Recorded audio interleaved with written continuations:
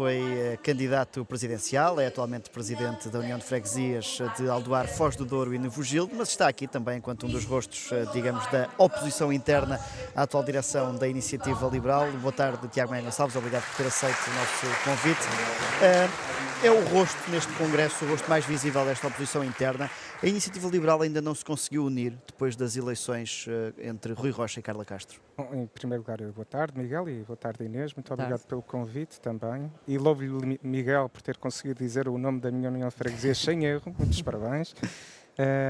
Não, eu não estou a representar oposição nenhuma. Eu estou a representar, em primeira linha, nesta exata discussão que estamos a ter neste momento, uma proposta alternativa e uma visão distinta para as alterações estatutárias, representada pelos estatutos mais liberais, e podendo, não é? Estarei também a representar propostas na especialidade dirigidas a ambas as propostas globais que estão aqui em causa, apresentadas pelos Unidos pelo Liberalismo. É isso que eu estou a fazer aqui, enquanto membro de base, interessado e motivado em contribuir para a vida do meu partido, mobilizei-me, no que um membro de base pode fazer, para gerar valor e contribuir para o partido, para esta discussão, que era para ser tida em dezembro, mas estamos a tê-la agora, e pronto, ainda bem que a estamos a ter. Nesse aspecto, e também, se me permitir, é com certeza, e aliás, ouvindo o que já ouvimos ao longo desta tarde, é com certeza muito profícuo e felizmente estamos a ter esta oportunidade de ter esta discussão. Finalmente percebemos que os membros de facto têm muitos contributos e muito válidos para ambas propostas. Os membros também têm críticas que são perfeitamente atendíveis e, portanto, este momento, esta discussão que estamos a ter neste exato momento, e a sala de monstro, era uma oportunidade excelente para podermos efetivamente gerar discussão que produzisse consensos. Infelizmente, não é pelos membros, é pelas regras que criámos para esta convenção, regras que vão ao arrepio do que nós já tivemos em termos de revisões estatutárias no nosso partido. Nas anteriores revisões estatutárias, estávamos aqui nesta sala e tínhamos a oportunidade de discutir ponto por ponto, descobrir pontos de encontro e descobrir consensos para poder sair daqui com algo de valor. Já vamos discutir mais propriamente esses estatutos. Quando foi eleito Presidente da Iniciativa Liberal, Rui Rocha ficou nas mãos com o objetivo de unir o partido, acabou até por dizê-lo no discurso de vitória. Não se apercebeu ou não sentiu nenhuma destas tentativas de união? O que eu lhe posso dizer é que, no contexto do que temos hoje, foi também algo descrito na moção de estratégia global de ganhadora, e não só, é representada em absolutamente todas as listas que foram a eleições há um ano e meio, há cerca de um ano e meio atrás. Absolutamente todas as listas falaram da necessidade da revisão de estatutos e destacaram, nomeadamente, em bastantes delas, e muitos dos membros de base que também tiveram a oportunidade de expressar nessa convenção, destacaram pelo menos 3 aspectos. Mas quando falo da tentativa de união, pode ser até de forma mais abrangente se os membros que têm estado, por assim dizer, desalinhados com esta corrente da liderança, se aperceberam de alguma destas tentativas de união? Eu estava a tentar mesmo apontar-lhe o caminho para isso que me está a perguntar, Inês, que era o seguinte: há um ano e meio falámos da necessidade de revisão das lideranças, isso foi muito claro. Falámos da questão de gestão e partilha de conhecimento e transparência, isso foi muito claro também, e, aliás, temas já discutidos em convenções anteriores e que resultaram em moções sectoriais aprovadas. E, finalmente, também falámos da questão da autonomia e capacitação dos núcleos. Tudo isto foi falado e foram aspectos importantes que foram levantados e esperava-se, portanto, não é, que este processo, o processo que estamos a enfrentar agora, tivesse tentado gerar os consensos para isto. Não foi a Comissão Executiva a decidir que o regimento desta Convenção Nacional seja o que seja. Foi o Conselho Nacional a votar isto, sem prejuízo. A Comissão Executiva integra o Conselho Nacional, portanto tem essa componente de responsabilidade no que são as regras de hoje. Regras, repito, ao arrepio do que sempre praticamos neste partido para enfrentarmos este tipo de discussões. Esta proposta do Conselho Nacional quanto aos estatutos diz respeito aos membros, é esse o vosso entendimento? Acho que não vai de encontro claramente a pelo menos estes 3 aspectos que eu lhe descrevi e muitos mais, não é? Na verdade, também, e isto é uma análise meramente comparativa e factual, retira poderes, comparando com os atuais estatutos, nem estou a comparar com os estatutos mais liberais, mas na verdade aí a comparação seria similar, porque os estatutos mais liberais não alteram as competências do Conselho Nacional atuais. Mas, voltando ao que estava a dizer, fazendo esse exercício comparativo, por exemplo, a proposta do GTE, de facto, está-lhe a retirar competências. Não está a ir de encontro à dominação das inderências, não está a ir de encontro a abordar sequer os temas de transparência, partilha e gestão de conhecimento. Não está a dar uma resposta concreta ao que é a definição da autonomia de núcleo. Mas, por exemplo, as alterações que são propostas nesses estatutos mais liberais visam alguns dos atuais dirigentes da Iniciativa Liberal, uma incompatibilidade entre cargos de eleição e órgãos internos, por exemplo. São alterações que visam atingir os atuais membros da direção? Não. E, aliás, é muito útil aproveitar este momento para um esclarecimento e também para que as pessoas percebam exatamente o que é que foi o movimento Estatutos Mais Liberais. O movimento de Estatutos Mais Liberais não começou com uma proposta global de alteração de estatutos. Ele começou com um manifesto de 6 princípios. E os proponentes desse manifesto declararam e comprometeram-se perante os membros: nós vamos querer estar a preparar uma proposta estatutária que defenda estes 6 princípios. Depois passou para uma fase contributiva e colaborativa de todos os membros.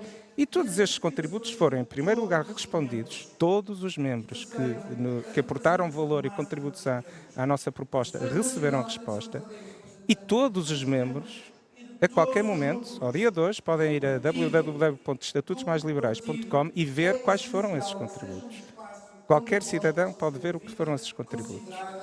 E depois só, fez 22 propostas na especialidade dirigidas. Qual é o objetivo de apresentar 22 propostas? É gerar a discussão, pelo menos, sobre esses temas. Esse apontou-me é um deles, é a questão do regime de incompatibilidades, coisa que não existe, não está definido. Era propor um regime de incompatibilidades. Mas, claro, o que nós queríamos estar a fazer era ter uma oportunidade de discutir, ponto por ponto, estes tais 22 pontos e tentar gerar consensos e mesmo não aprovar alguns. Se não aprovássemos 22, aprovávamos 20, aprovávamos 18, aprovávamos 15. Não seria a questão, ao menos estaríamos a discutir estes temas.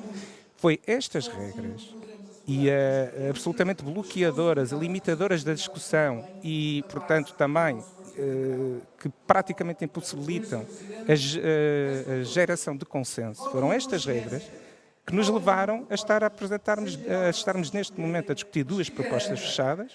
Pelo menos aproveita-se o facto de que podemos falar delas e também de vários destes pontos, os tais 22 que nós, Estatutos Mais Liberais, apresentámos. Acredita que alguma das propostas vai ter os 2/3 necessários? Não consigo antecipar. Acredito que este sistema e estas regras que foram criados não são claramente facilitadores disso. E vale mais a pena ficar com os estatutos como estão ou do que serem aprovados, por exemplo, os que foram propostos pelo Grupo de Trabalho do Conselho Nacional? Eu, do meu ponto de vista pessoal, quanto a essa dicotomia que me apresenta, se tem que ser ou uma ou outra, eu prefiro manter os estatutos atuais, mas vamos ser claros. O partido foi praticamente unânime, há 1 ano e meio atrás, que é necessária esta revisão. Sobre esta proposta que surgiu do Conselho Nacional, há críticas de que dizem que a direção quer aumentar ainda mais os poderes. De que forma é que isto acontece com esta proposta?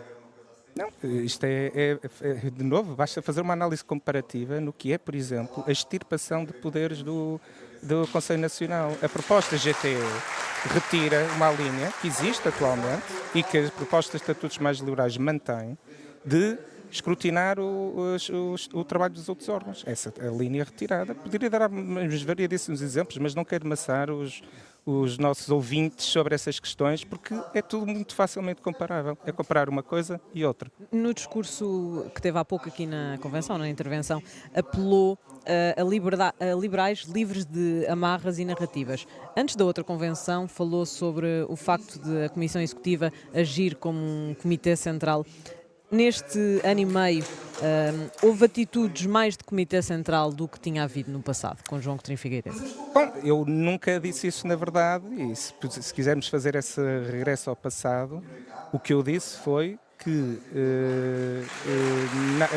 a pergunta que foi feita na altura era se, em determinados aspectos, nomeadamente a falta de transparência na divulgação de informação aos Conselhos Nacionais, de facto a inclusão dos votos da Comissão Executiva dentro do Conselho Nacional e outros aspectos que estávamos a discutir na altura, se aproximava mais de um modelo liberal do que de um modelo de Comitê Central, e foi isso que vos expliquei. De facto, nestes aspectos, estamos mais longe de um modelo liberal. E agora estamos mais perto do Comitê Central do que estávamos na altura em que insisto que se mantêm os problemas de voto do órgão executivo dentro do Conselho, dentro do órgão deliberativo. Insisto que se mantêm os problemas de falta de transparência. Um membro de base não tem acesso ao que os órgãos vão fazendo só em chamados extratos de data.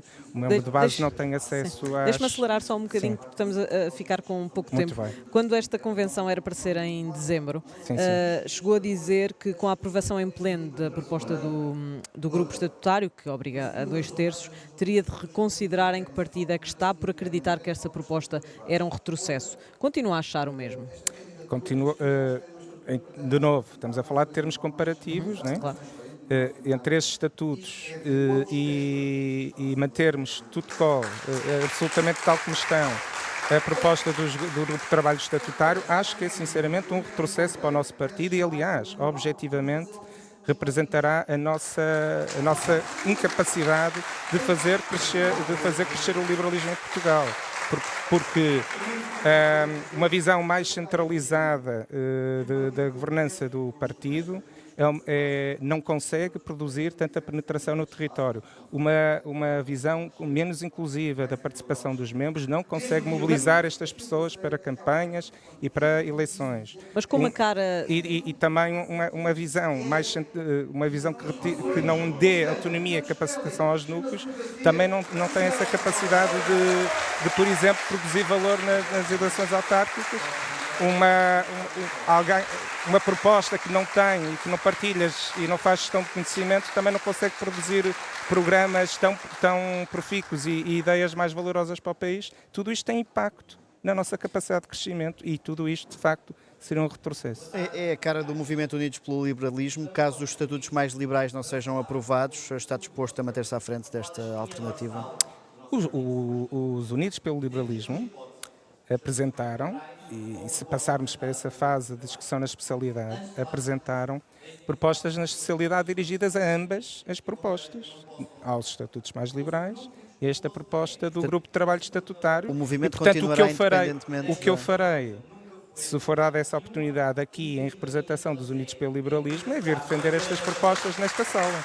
Portanto, o movimento continuará independentemente do resultado, não há aqui o risco de uma nova vaga de desfiliações? O movimento está representado num manifesto que já é conhecido de todos vós, né? E o manifesto fala de aspectos estatutários, com certeza, né? Mas fala também de visão, estratégia, comunicação e de criação de uma alternativa dentro do partido. Portanto, fala de tudo isso e está pronto, portanto, disponível para tudo isso. Só para terminar, e porque falou nessa criação de alternativa, disse que está disponível para ser o rosto de uma possível candidatura à liderança da Iniciativa Liberal. Já se pode dizer que é candidato à liderança da Iniciativa Liberal? Não, o que eu estou aqui a fazer hoje foi o que já fiz aqui nesta tarde, o que espero, vamos ver, poderei ainda ter a oportunidade de fazer, que é contribuir para o meu partido neste processo que estamos a fazer, que é discussão estatutária. Amanhã teremos também a discussão de um programa político, ou melhor, não é discussão, peço desculpa, será antes a apresentação e a aprovação, porque ele não está aberto à discussão nesta convenção. Ele foi recebendo contributos, é verdade, ao longo do tempo dos membros, há já bastante tempo atrás. Mas pronto, estaremos também a votar um programa político renovado do partido e eu, do meu ponto de vista pessoal, também acho que é uma mais-valia este programa político. Terá com certeza algumas oportunidades de melhoria e desenvolvimento, mas isso também será o papel dos órgãos e dos membros de fazer isso mesmo nos programas eleitorais. Para já só estatutos e programa. É o que estamos a fazer aqui hoje, não é? Muito obrigado, Tiago Maia Gonçalves.